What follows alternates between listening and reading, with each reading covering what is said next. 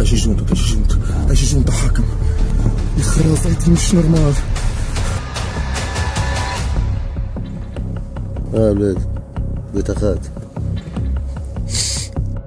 شو ريحة الدخان هذا؟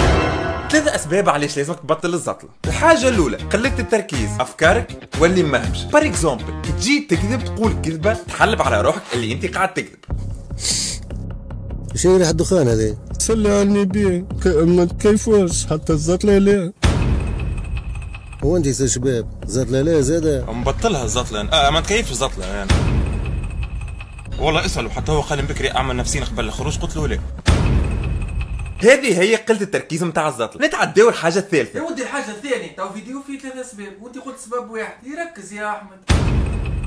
الحاجة الثانية كي تبدا واحد في موضوع مع مخك ويجي حد يحكي معاك وما تحبش تحلب انت واحد، دونك تلقى روحك في مواقف كيما هك. أحمد ولدي يتكيف الزطلة؟ تي ليه يا امي ما نكيفش الزطلة راهوان. هاني منا نحكي معاه. أحمد ولدي يتكيف الزطلة؟ لا يا عاد امي مرة هذه هاني نرافيك من. لا يا عاد امي مرة هذه ديريكسيون صحيحة وما بحذايا حتى شيء.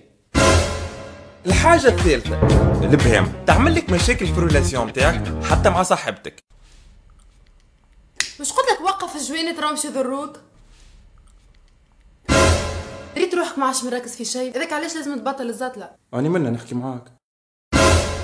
والله اسأله حتى هو قال بكري أعمل نفسين قبل الخروج قلت له لا. ظهر فيك من وجهك ما تكيفش جملة. أنا منا نحكي معاك.